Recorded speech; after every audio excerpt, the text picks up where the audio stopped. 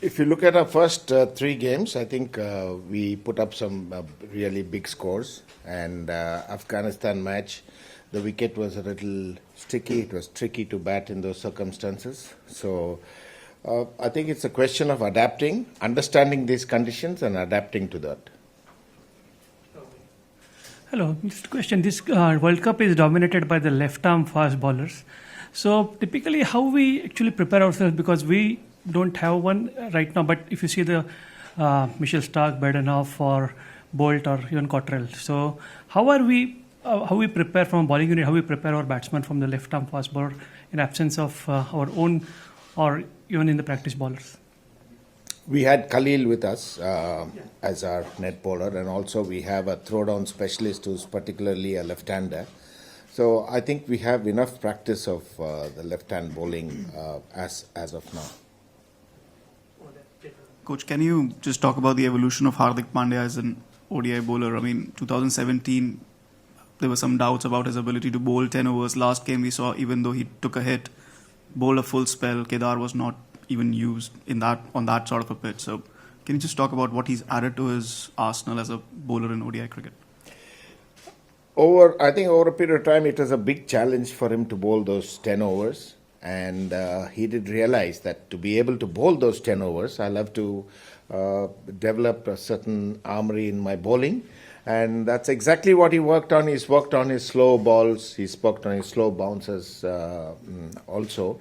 And also he's worked on perfecting his bouncers. So all these put together have given him the confidence to go through those 10 overs.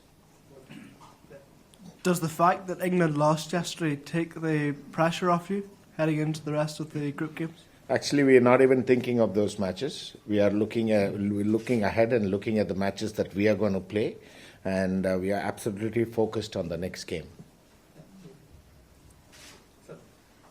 Coach, there was a rare kind of a dot ball percentage of MS Dhoni's innings was quite high in the last match. Is that a matter of concern of the Indian middle order kind of going into a bit of a shell going forward? How big a concern is that? Not really. I think according to the situation and the condition of the wicket, we were able to successfully defend the total that we put up. And had we probably lost a wicket at that stage, then things would have turned out differently. So I don't think it's too much of a concern for us right now.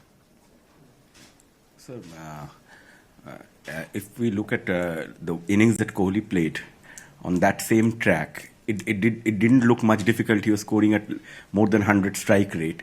And then MS played that innings. As you said, it's a tricky thing. Like, there has been a few innings like this on and off in the last 2 years.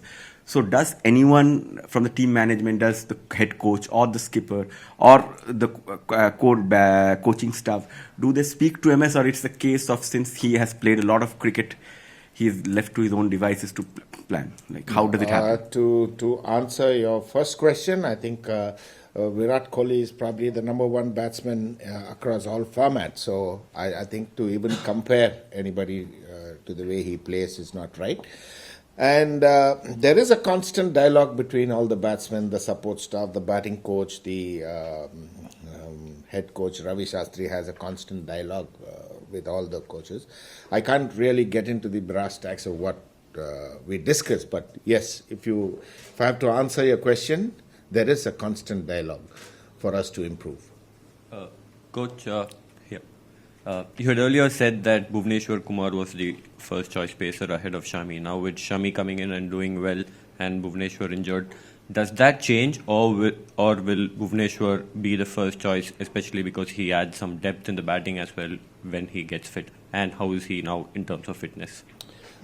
Bhuvneshwar's injury is not of any great concern. It was just a niggle, which we didn't want to take a chance, and also it was an opportunity for us to, blood Shami into the games.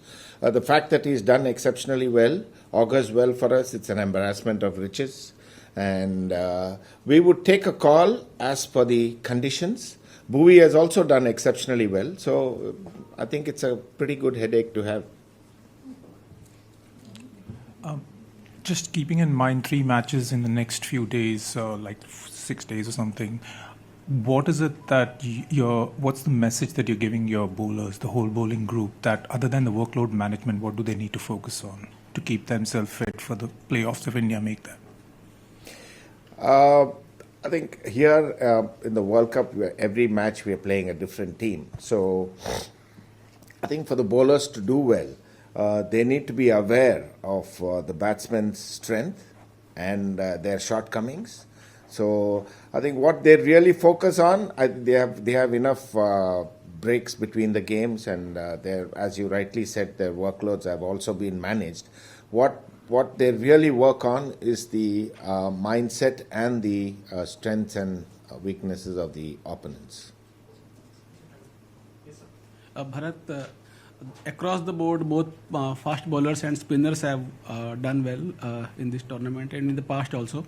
As a bowling coach, how have you managed the spinners and fast bowlers simultaneously?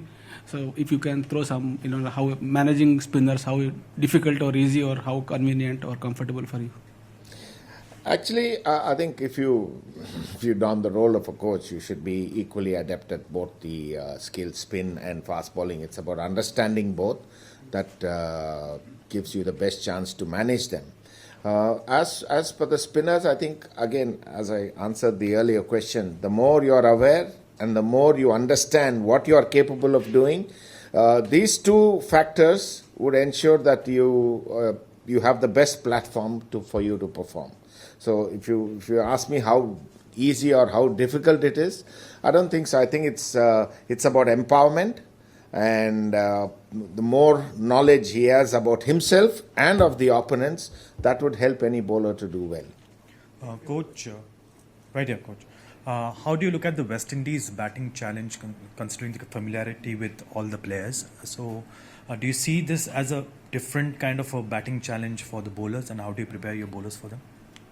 It is. They're an outstanding side, and they play real positive cricket.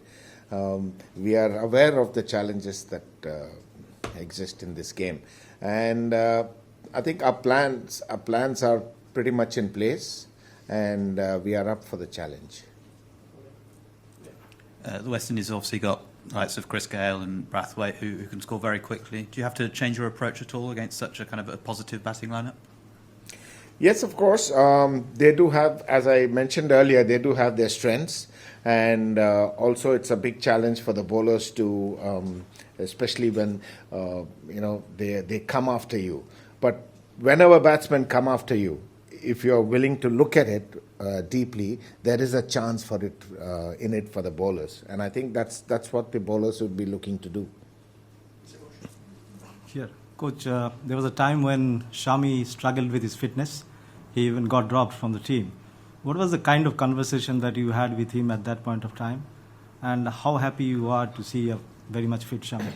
It was a pretty long conversation. I can't really bring that to the table here. But yes, Shami was in a totally different mindset. And we had to, the head coach, me, all of us had to sit down and speak to him and kind of draw a future map for him and had to convince him regarding that. And he was going through certain personal problems as well at that point of time. So beyond all that, I think what has really got him into the situation that he is his ability to play cricket. And that's exactly what we made him focus on. And I think the rest is there for everybody to see. Coach, after the match yesterday, England captain Morgan said that the pitches are going to be slower and for the rest of the tournament, and probably likely to, he didn't say that, but I'm analyzing likely to help our bowlers. What is your analysis on that? See, as I said earlier, it's how soon you are aware of the conditions and you adapt yourself to the conditions. I think slower pitches or even faster ones, our bowlers have the skill to counter that, and how soon we read the pitch is going to be the key. So hi, it's a needless controversy back home, but politicians are questioning the color that India will be wearing versus England, which is orange, relating it to the current government color that is their saffronization. What do you want to say say to those politicians who are actually not supporting Team India but questioning the color that they will be wearing versus England? To be very honest, we are not even aware of what colors we are going to be wearing. So we have not given any thought to that, and all our focus is on the match tomorrow. Yeah. Yeah, to take that question only forward, you are not bothered.